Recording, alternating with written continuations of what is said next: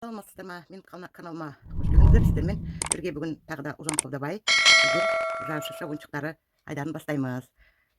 Бүгін біз осындай шыршаға арналған мынандай ойыншық тоқитын боламыз. Егер ұнаған болса, менімен бірге болыңыздар және менің каналыма өтіп, тіркеліп подписка жасап, лайк, коммент жазып кетулерді ұмытпаңыздар.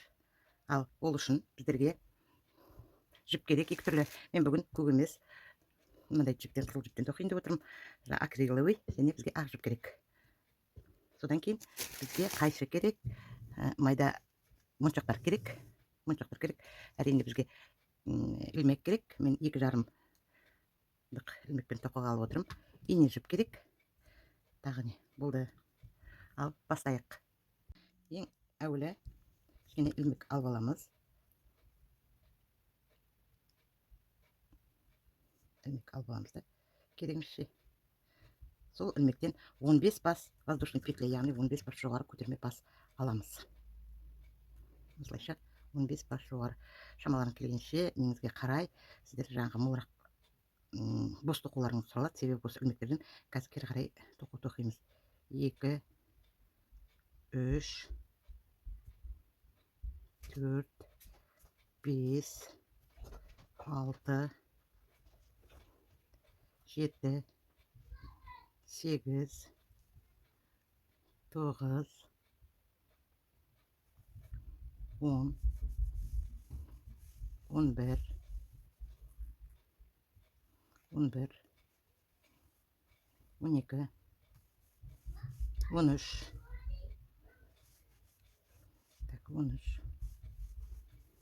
14 және 15. Осы тоқыған ілмекшелерімізден біздер келесі бастан алып, бір бас алып, стол жіп біз накида тоқимыз. Келесісінен аламыз. Келесі ілмектен аламыз. Егер тарлау тоқып жүрсеңіздер, иненің өтуі қиын болады. Мен ақырындап тоқып көрсетіп жатырмын сіздерге. Осылайша аяғына дейін біздерде 15 емес 14 бас жіп шығады. Соңына дейін іліп шығайық. 14-ке келдім. Содан кейін осы соңғы басымызға біз бір бас жоғары үстіме бас аламыз, яғни воздушный петля. Содан кейін немізді айналдырамыз. Айналдырып біздер кері қарай тоқығадық. Енді мен сіздерге көрсетейін. Мынау алғанда мына жерде 2 жіп тұр. Міне 2 жіп тұр, е? 2 жіптің бергісі емес арғысынан аласыздар. Бір бас жіп міне былай етіп, сосын стол біз накида тоқисыздар. Әрбіреуіне міне арғысынан аласыздар. Столбик без накида тоқисыздар. Арғысынан аласыз. Столбик без накида тоқисыз. Келесін де арғысынан аласыз. Столбик без накида тоқисыз. Сізге көрініп жатыр ма? Арғысынан аласыз. Столбик без накида тоқ. Осылайша біздер 14 бас жіп міндетті түрде жаңа басында бір бас үстеме бас қосуыңыз міндетті. Себебі бас қоспасаңыздар бастарыңыз мына жерде жіптердің бастары азайып кетеді. Міндетті түрде бір бас үстеме қосылу керек. Көріп жатсыздар ғой. Міне осы 2 бастан бір бас аламыз. Осылайша тағы да аламыз. Міне соңына дейін сіздерге көрсетейін. Міне енді міне және мына жерде бір бас қалды. Байқаңдар, бас қалып кетпесін. Әйтпесе бас жіптеріңіз азайып қалады. Енді міндетті түрде бір бас жіп аламыз. Міндетті бір бас жіп. Мұна көрсетіліп отқандай осы ілініп тұрған емес, келесі бастан ары қарай кетіп қалмаңыздар. Бір деп кері қарата осылай біздер тоқи береміз қатар. Қазір мысалға бұлай етіп айналдырсаңыздар, біз мынау 2 рет айналғанымыз 1, 2. Енді келесі мынандай төмпешік болып шығады. Сонда біздер басынан аяғына дейін барып келгеніміз 1 болып есептеледі. Сондай 24 рет әрбері барып келуіміз керек. Ал енді түсінбесеңіздер, басынан бас қайтарып көрулеріңізге болады. Енді бірге тоқиық. 24 рет барып келесіздер. Міне мен тоқып болдым. Жаңа 24 қатар дегенің мынау бізде мысалға жаным түсінбей. Міне біреу, екеу, үшеу, төртеу, бесеу, алтау, жетеу деп 12 төбешік болу керек. Каждый төбешіктің бір жағында біреу, бір жағында біреу. Міне бір жағында біреу, бір жағында. Осылайша 12 төбешік болу керек. 1, 2, 3, 4, 5 деп санағанда. Сонда 24 болып шығады. Енді біз осы жерден алып, ары қарата екеуін беттестіреміз. Беттестіреміз де мына жібімізді сонша қылып тастауымызға болады. Сөгіліп кетпейтіндей қылып. Содан кейін біз үлкен инемен, тебен инемен сабақтап аламыз да тігеміз. Ұзынша қылып сабақтап алайын. Мен қазір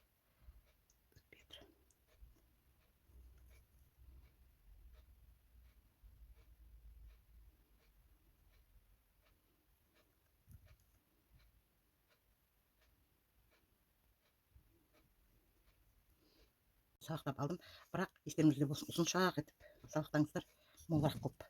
Себебі қазір жіптерің жетпей қалуымыз мүмкін. Түбін түйіп, осы жерден бастап бір-бірін беттестіріп, біздер тігіп тастаймыз. Барынша мейлінше беттестіруге тырысып, былай етіп. Самауырын келгенше түбіндегі нені ішке қарата салып жіберіңіздер. Ал мына екеуін қазір тіккенде бірге тігіп кетуге тырысыңдар. Осылайша тігеміз. Бұны да ішіне салып қояйық.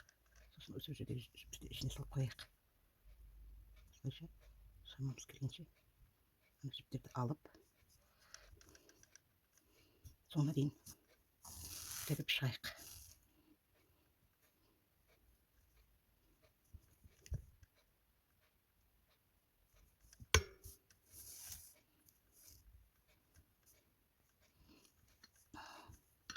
Осылайша соңына дейін тігіп шығамыз. Міне мен соңына дейін келдім. Тігіп, мынаға екі жалбыраған жіптің арасын салып жібердім.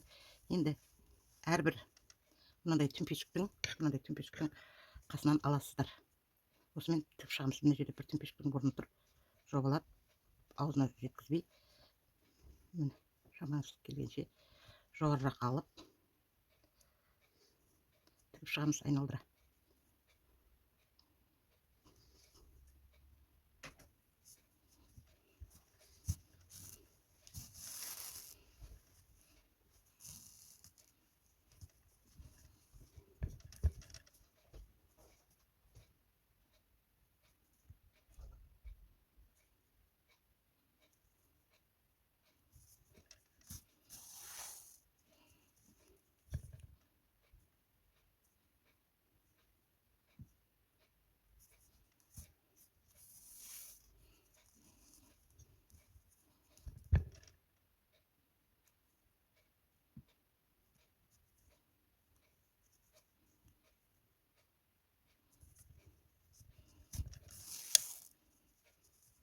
Жаңа бастаған жеріміз болу керек.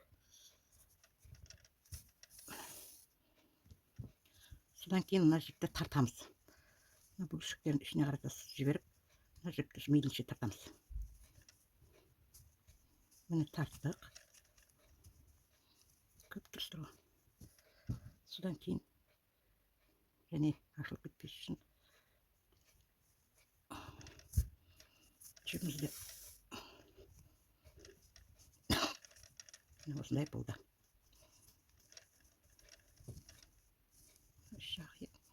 Енді мынандай жерден біреуінен шығарып аламыз да, бұл жіпті қайтадан мына жағының екінші бетінің түмпешіктерінен іліп аламыз. Түмпешіктің басынан іліп аламыз. Тағы да айналдыра.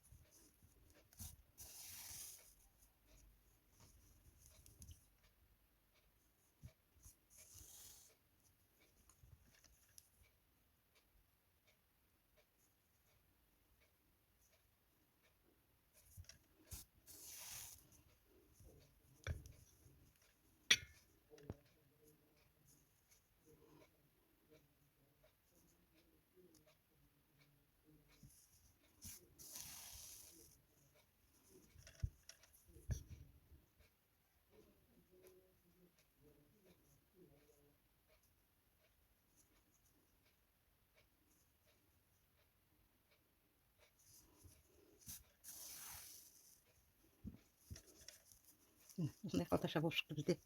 Енді осыған салмамызды саламыз.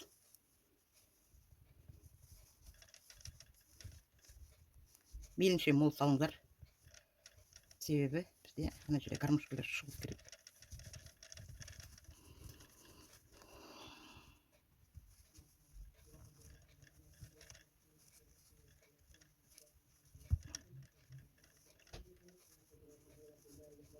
Мынандай гармошкаларымыз шығу керек. Шамаларың келгенше сол молырақ салуға тырысыңыздар.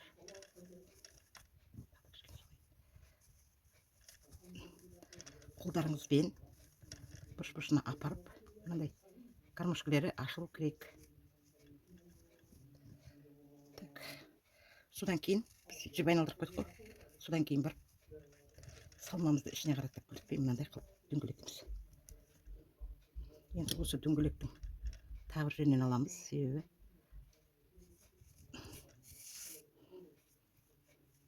мындай ашып қалайын деп отыр. Әр жерінен іліп алып, аузын мейлінше бекітуге тырысыңдар. Так. Міне. Енді біздер мынаға ілетін нелерімізді аламыз. Так, мен осы инем өтпейді сияқты. Инені алып тастайын басына. Қазір мен өткізіп көрсетемін сіздерге. Осы жерін әуелі бір рет жақсы етіп түйіп алыңыздар. Түбін жақсы етіп түйіп алыңыздар. Барларыңша ұстап түбіне дейін. Бір екі рет түйіп алыңыздар жіптеріңізді шығып кетпес үшін.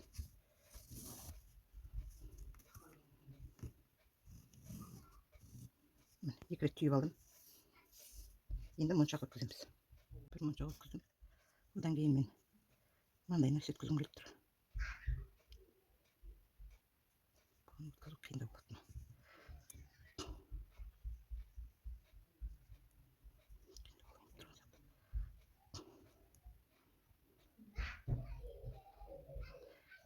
Жалпы моншақты өткізу өздеріңе байланысты. Моншақ өткізбейді, солай түбін қалдыра берулеріңізге болады. Мен әдемілік үшін өткізейін деп жатырмын. Так, қазір моншақтар разборка жасайды, көрсетеміз. Қызыл моншақ.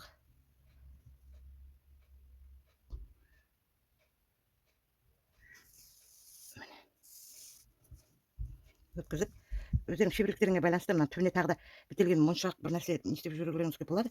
Мен қазір түйіп тастайын деп отырмын.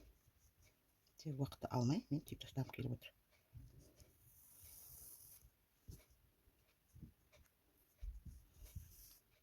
Екі рет түйіп моншағым төмен қарай түсіп қалмас үшін.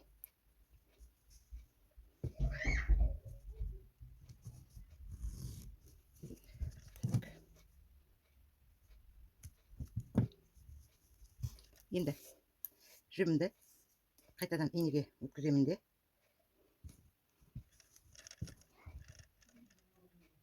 Себебі инем жаңа моншаққа өтпей қалды. Басы үлкендеу екен.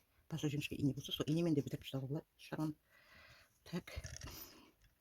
Келесі жағынан.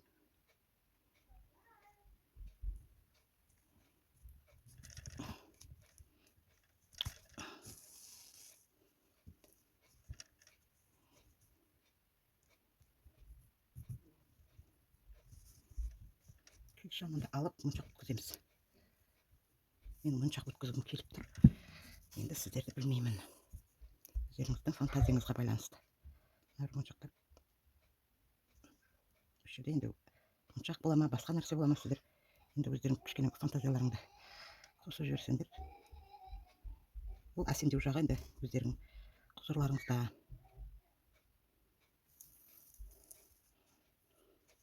Міне. Осылай етіп түбін түйіп тастасаңыздар, бұл моншақ қозғалмайды. Тағы да түйемін.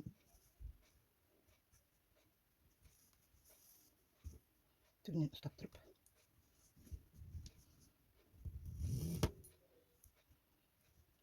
Бір түйгеннен шығып кетті моншақ. Яғни тағы екі-үш рет түйу керек болып тұр.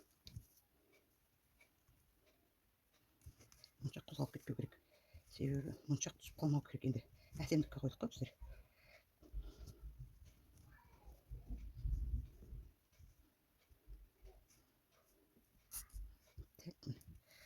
Содан кейін барып өзімізге керегінше ұзыншалау қылып, ілетін қылып, және керегімізді алып, осы жіптен керегімізді алып, және осы жерге түйіншектейміз. Және бір түйіндеу керек бұны.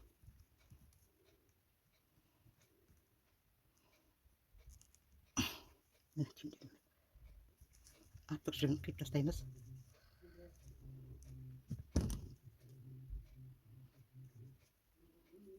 Артық жіпті қиып тастаймыз.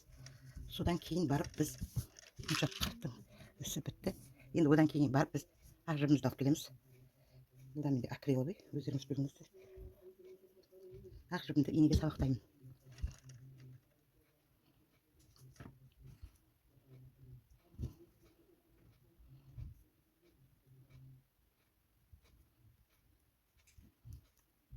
Сабақтап алайын. Мен сабақты өткіздім. Бұны да шамаларым келгенше ұзынырақ алыңдар. Себебі қазір біз айналдыра тігеміз.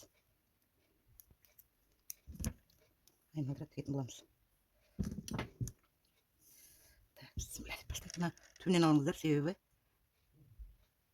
осының түйіншектеген жібіміз осы жақта қалсын.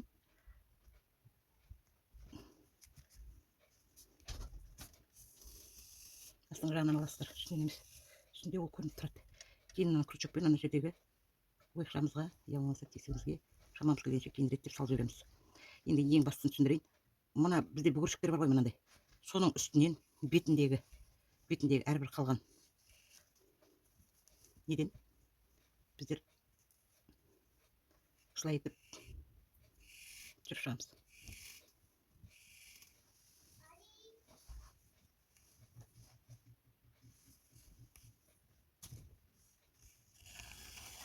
Қатты тартпай, бостау болса, ана бөлшектер биік көрініп тұрады. 2-3 жылдан алғасын нетіп жатыр. Негізі ерінбей әрбір ілмектен бір-бірден алып отырсаңыздар әдемі шығады.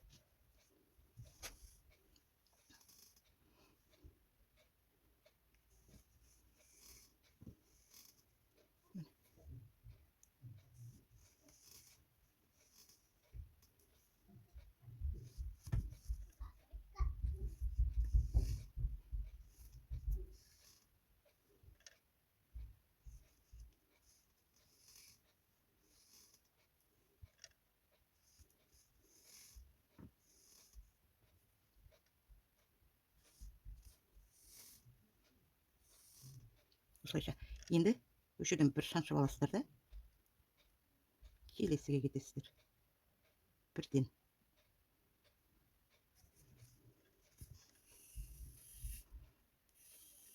Келесі ретқа қалай түсетінін көрсетіп жіберейін. Содан кейін ары қарай өздеріңіз тіге бересіздер. Міне келесіге өттік.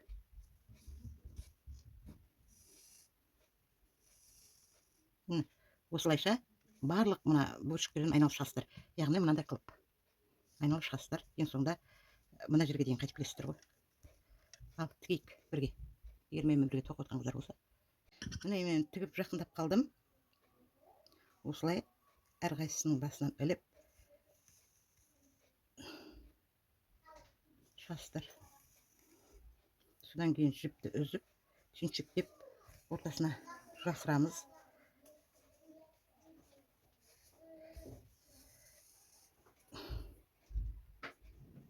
Осы жерден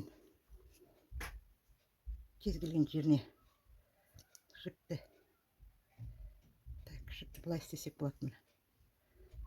Инемізде қалған жіпті азайтып аламыз. Шамалы ғана азайтып түбінен аламыз. Тек шешіліп кетпейтіндей қылып артық жіпті алып тастаймыз. Ішінде қалып қою үшін. Міне тек мынандай шамалы ғана жіп қалды. Сөйтіп осы жерден өткізіп аламыз. Міне көріп тұрсыздар ма? Болды. Түбінде тұрып инемізді шығарып аламыз. Енді мына шығып тұрған нәрсені кез келген жеріне тап, сол мына ақ жіп шығып тұрған жерінен саламыз да, крючогымызды крючокқа іліп алып, кері қарай аламыз. Міне жасырылды, бұл жіптер жасырылды. Міне осымен біздер шыршаның ойыншығын тоқып болдық. Сіздерге ұнады ма?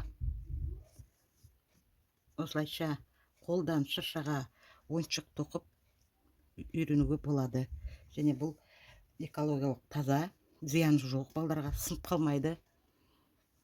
Құрметті қонақтар, каналыма келіп жатқан бірге тоқиық. Егер сіздерге осы видео ұнаған болса, тіркеліп комментарий жазып қолдап кетерсіздер. Алдағы уақытта тағы да шыршаға ойыншық арқылы айдарымен неше түрлі шыршаның ойыншықтарын, жаңашылдық ойыншықтарды тоқитын боламыз. Әзірше келесі кездескенше сау саламатта болыңыздар.